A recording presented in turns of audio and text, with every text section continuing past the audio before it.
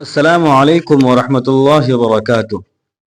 بغیر وضو کے آیت الکرسی، آیات کریمہ، چاروں قل یا دوسرے وظائف پڑھنے والے پہلے حضرت محمد صلی اللہ علیہ وسلم کا یہ فرمان ضرور سن لیں کہ حضور نبی کریم صلی اللہ علیہ وسلم نے بغیر وضو آیت الکرسی یا دوسرے وظائف پڑھنے کے بارے میں کیا حکم فرمایا ہے۔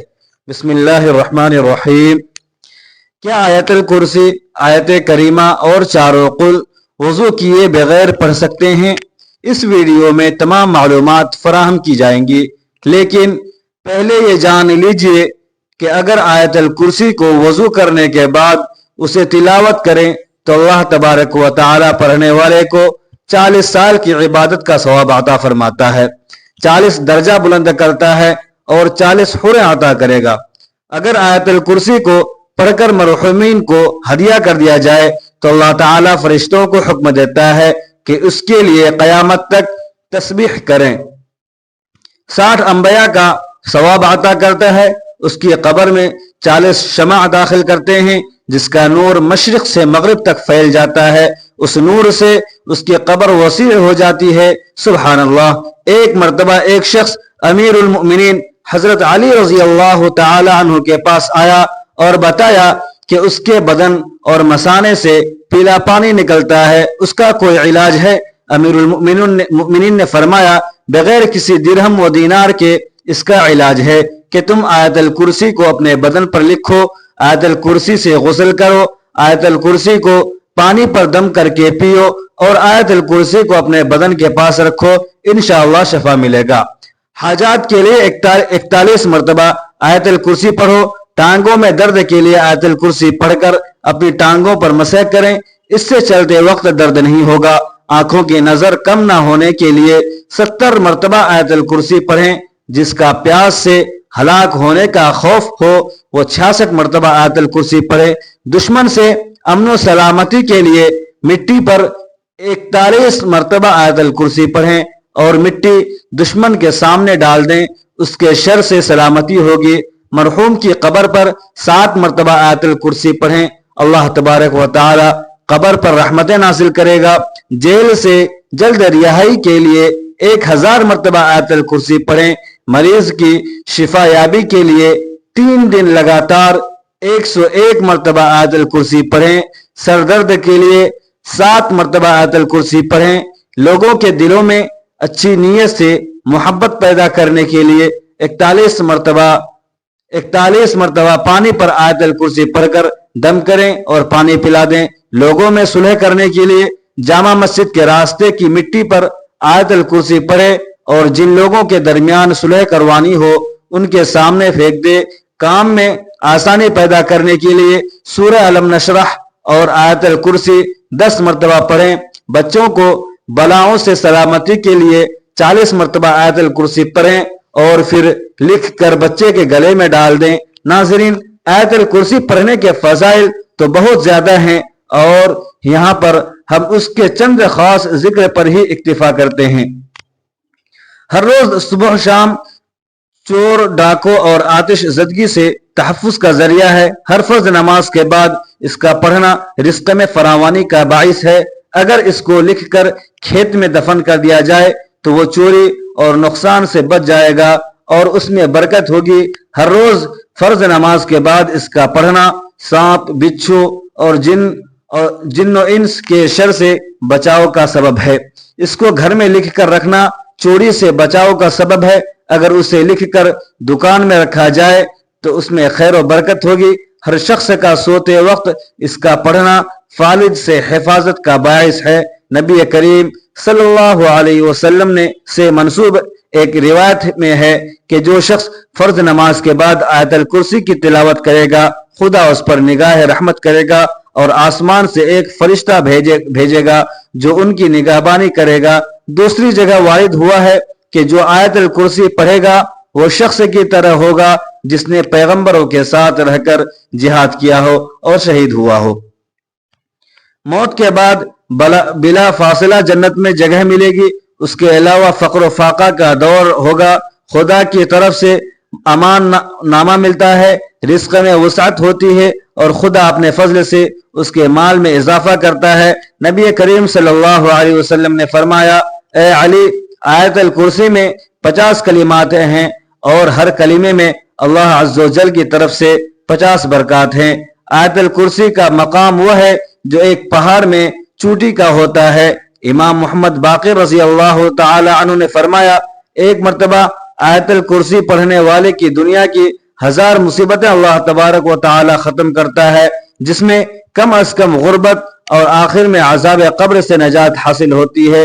عبید بن کعب رضی اللہ تعالی عنہ بیان کرتے ہیں کہ نبی کریم صلی اللہ علیہ وسلم نے ان سے سوال کیا کہ کتاب اللہ میں سب سے عظیم آیت کون سی ہے؟ تو وہ کہنے لگے، اللہ اور اس کے رسول صلی اللہ علیہ وسلم کو یہ بہتر علم ہے۔ یہ سوال کئی بار دہرایا اور پھر فرمانے لگے کہ وہ آیت الکرسی ہے۔ فرمانے لگے، اے ابو منظر، علم مبارک ہو اس ذات کی قسم جس کے ہاتھ میں میری جان ہے، اس آیت کی زبان اور ہونٹ ہوگی۔ حضرت ابو ذر رضی اللہ تعالی عنہ بیان کرتے ہیں کہ میں نبی کریم صلی اللہ علیہ وسلم کے پاس آیا تو آپ مسجد میں تشریف فرما تھے، تو میں بھی بیٹھ گیا تو نبی کریم صلی اللہ علیہ وسلم نے فرمایا، اے ابو ذر، کیا تو نے نماز پڑھی ہے؟ تو میں نے کہا نہیں۔ تو نبی کریم صلی اللہ علیہ وسلم نے فرمایا کہ اٹھ کر نماز پڑھو۔ میں نے اٹھ کر نماز ادا کی اور پھر بیٹھ گیا تو نبی کریم صلی اللہ علیہ وسلم فرمانے لگے، اے ابو ذر، انسانوں اور جنوں کے شر سے پناہ طلب کرو۔ وہ کہتا ہے کہ میں نے رسول اکرم صلی اللہ علیہ وسلم سے کہا کہ کیا انسانوں میں بھی شیطان ہوتے ہیں؟ تو نبی کریم صلی اللہ علیہ وسلم فرمانے لگے، جی ہاں۔ میں نے کہا، نماز کا کیا؟ تو نبی کریم صلی اللہ علیہ وسلم نے فرمانے لگے، اچھا موضوع ہے، جو چاہے زیادہ کر لے اور جو چاہے کم کر لے۔ وہ کہتے ہیں، میں نے کہا روزے کے بارے میں؟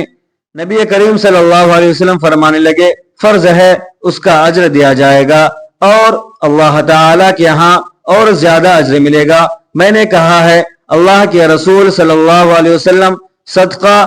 تو وہ کہنے لگے، اس کا اجر ڈبل ہے، ڈبل سے بھی زیادہ ہوتا ہے۔ میں نے کہا کون سا صدقہ بہتر ہے؟ تو فرمایا قلیل اشیاء کے مالک کا صدقہ کرنا یا پھر فقیر کو چھپا کر دینا۔ میں نے کہا اللہ کے رسول صلی اللہ علیہ وسلم، سب سے پہلا نبی کون تھا؟ کہنے لگے آدم علیہ السلام۔ میں نے کہا اللہ کے رسول، کیا وہ نبی تھے؟ نبی صلی اللہ علیہ وسلم نے فرمایا وہ نبی مکرم تھے، اللہ تعالیٰ کے ساتھ بات چیت کی تھی۔ میں نے کہا اللہ کے رسول صلی اللہ علیہ وسلم، رسولوں کی تعداد کیا ہے؟ فرمانے لگے 310 سے کچھ زیادہ۔ ایک جمع غفیر تھا اور ایک مرتبہ یہ فرمایا کہ 315۔ میں نے کہا اللہ کے رسول صلی اللہ علیہ وسلم، آپ پر جو نازل کیا گیا ہے اس میں سب سے عظیم کیا ہے؟ فرمایا آیت الکرسی۔ عبداللہ بن مسعود رضی اللہ عنہ بیان کرتے ہیں کہ انسانوں میں سے ایک شخص نکلا تو وہ ایک جن سے ملا اور وہ اسے کہنے لگا، کیا تم میرے ساتھ کشتی کا مقابلہ کرے گا؟ اگر تو نے مجھے پچھاڑ دیا تو میں تجھے ایک ایسی آیت سکھاؤں گا، جب تو یہ آیت گھر میں داخل ہو کر پڑھے گا تو شیطان گھر میں داخل نہیں ہو سکے گا۔ ان دونوں نے مقابلہ کیا تو انسانوں نے اسے پچھاڑ دیا۔ وہ انسان اسے کہنے لگا، میں تجھے بہت ہی کمزور اور دبلا پتلا دیکھ رہا ہوں، تیرے بازو کتے کی طرح ہیں۔ کیا سب جن اسی طرح ہیں یا ان میں صرف تو ہی ایسا ہے؟ تو اس نے کہا کہ ان میں کمزور اور دبلا پتلا ہوں۔ اس نے دوبارہ مقابلہ کیا تو انسان نے دوبارہ اسے پچھاڑ دیا۔ وہ جن کہنے لگا، تو آیت الکرسی پڑھا کر، اس لیے کہ جو بھی گھر میں داخل ہوتے وقت آیت الکرسی پڑھتا ہے اس گھر سے شیطان نکل بھاگتا ہے، اور نکلتے وقت اس کی آواز گدھے کے گوز مارنے کی آواز کی طرح ہوتی ہے۔ ناظرین، آیت الکرسی یہ سورۃ البقرہ کی آیت نمبر 255 ہے، جو عظمت والی آیت ہے۔ اس آیت میں اللہ تعالیٰ کی توحید اور بعض اہم صفات کا ذکر ہے۔ اس آیت میں اللہ تعالیٰ کی کرسی کا بھی ذکر آیا ہے، جس کی وجہ سے اس آیت کو آیت الکرسی کہا جاتا ہے۔ ناظرین، چلیے ایک مرتبہ آیت الکرسی پڑھ لیا جائے تاکہ جن حضرات کو آیت الکرسی کا علم نہ ہو وہ بھی قرآن کریم کی اس अहम आयत को याद कर लें और अपने रोजमर्रा जिंदगी का मामूल बना लें। बिस्मिल्लाहिर्रहमानिर्रहीम। अल्लाहु ला इलाहा इल्ला हुवल हय्युल क़य्यूम ला तअख़ुज़ुहु सिनतुन वला नौम लहु मा फ़िस समावाति व मा फ़िल अर्ज़ मन ज़ल्लज़ी यशफ़अु इंदहु इल्ला बिइज़निहि यअलमु मा बैना अयदीहिम व मा ख़ल्फ़हुम वला युहीतून बिशैइन मिन इल्मिहि इल्ला बिमा शाअ वसिअ कुर्सिय्युहु अस्समावाति वल अर्ज़ वला यऊदुहु हिफ्ज़ुहुमा व हुवल अलिय्युल अज़ीम। नाज़रीन, अब आइए अपने आज के असल मौजू की जानिब चलते हैं। क्या बगैर वजू के आयतुल कुर्सी पढ़ सकते हैं, आयत करीमा पढ़ सकते हैं, चारों कुल पढ़ सकते हैं? तो सबसे पहले जान लीजिए कि वजू करना शर्त है नमाज के लिए, यानी जब भी नमाज अदा करनी हो तो उससे पहले वजू करना शर्त है। कुरान करीम में अल्लाह तबारक व तआला का इरशाद है, या अय्युहल्लज़ीना आमनू इज़ा कुमतुम इला स्सलाति फ़ग़सिलू वुजूहकुम। सूरतुल माइदा। तर्जमा, ए ईमान वालो, जब तुम नमाज के लिए खड़े होना चाहो तो अपने मुंह और हाथ धो। इस आयत से साफ पता चलता है कि वजू नमाज के लिए शर्त है, लेकिन जिक्र अज़कार या कुरान की आम तिलावत के लिए शर्त नहीं। अब यहाँ सवाल यह भी उठता है कि एक शख्स का वजू पहले से ही है मौजूद था और अगली नमाज का वक्त हो गया, तो क्या वह फिर से वजू करेगा? तो जान लीजिए कि अगर वजू को फासिद करने वाला कोई काम या कोई चीज उसके साथ रूनमा नहीं हुई और उसे कामिल यकीन है कि उसका वजू कायम है और अगली नमाज का वक्त शुरू हो गया है, तो उसके लिए वजू करने की जरूरत नहीं है। लेकिन याद रखिए कि कुरान करीम की तिलावत करने के लिए वजू करना शर्त नहीं है। एक शख्स बगैर वजू के भी चलते फिरते और अपने रोजमर्रा के काम काज करते हुए कुरान पाक की तिलावत कर सकता है, लेकिन याद रखिए कि कुरान पाक को छूने, पकड़ने और कुरान से देख कर तिलावत करने के लिए वजू शर्त है। अलबत्ता अगर आपको वो सूरा जुबानी याद है जो आप पढ़ना चाहते हैं, तो फिर उनको जुबानी पढ़ने के लिए या तिलावत करने के लिए वजू करना शर्त नहीं है।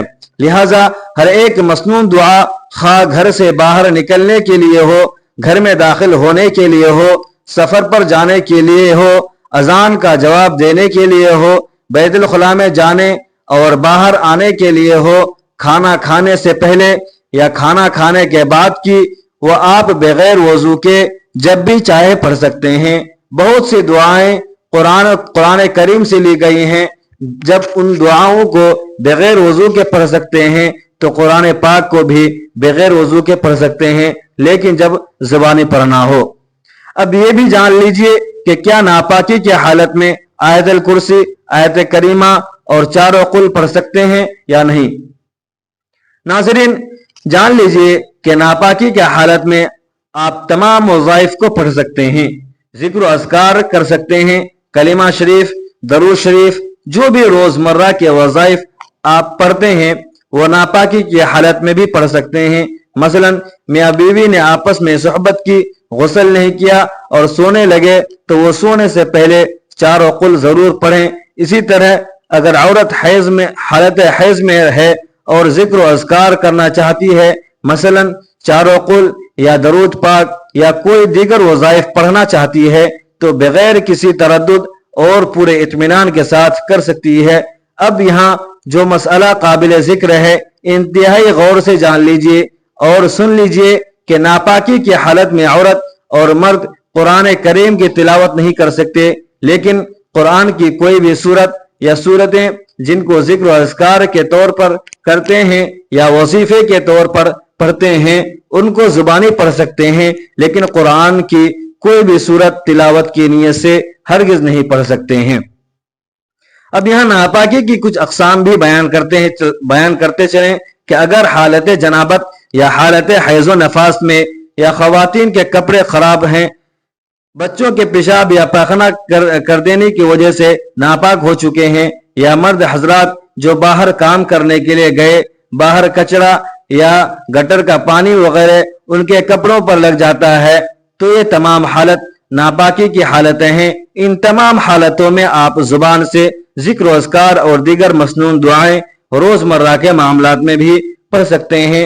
उनका बेफिक्र और बिला तरद्दुद पढ़ सकते हैं, हरगिज कोई कबाहत नहीं है। आप लोग पूछेंगे कि अगर नापाकी की हालत में भी जिक्र अज़कार कर सकते हैं और बगैर वजू के भी पढ़ सकते हैं तो फिर दोनों में फर्क ही क्या है? तो नाज़रीन, फर्क यह है कि बगैर वजू के आप कुरान को छुए बगैर कुरान की सूरतों को तिलावत भी कर सकते हैं, जबकि नापाकी की हालत में अगर आप जिक्र अज़कार और वज़ाइफ की नीयत से कुरान की सूरतें पढ़ सकते हैं लेकिन तिलावत की नीयत से कुरान की सूरत ज़ुबानी भी नहीं पढ़ सकते। आखिर में बताते चलें कि अगरचे बगैर वजू के आयतुल कुर्सी, आयत करीमा, चारों कुल और दीगर सूरतें पढ़ सकते हैं और कुरान करीम को हाथ लगाए बगैर तिलावत कुरान भी कर सकते हैं, आपको इनका अज्र व सवाब भी मिलेगा। लेकिन अगर यह अमल आप बावजू होकर करेंगे तो उसकी फजीलत और उसका दर्जा बगैर वजू वाले अमाल से बुलंद व बरतर होगा। लेकिन कोशिश कीजिए कि जब भी कुरान करीम की तिलावत करनी हो तो बावजू होकर ही करें, क्योंकि बावजू रहना बजाते खुद एक इबादत है और इस हालत में जो भी इबादत की जाए उसका अज्र व सवाब भी बढ़ जाता है। नाज़रीन, अल्लाह तबारक व तआला से दुआ है कि अल्लाह ताला हमें रोजाना कुरान मजीद पढ़ने, नमाज पढ़ने और जिक्र अज़कार करने की तौफीक अता फरमाए और हमारा खात्मा ईमान पर फरमाए। आमीन। नाज़रीन, वीडियो अगर अच्छी लगे तो वीडियो को लाइक करें, शेयर करें, चैनल को सब्सक्राइब करें और कमेंट बॉक्स में अल्लाह ताला के 99 नामों में से एक नाम जरूर टाइप करें। अगली वीडियो तक के लिए इजाजत दीजिए। खुदा हाफिज।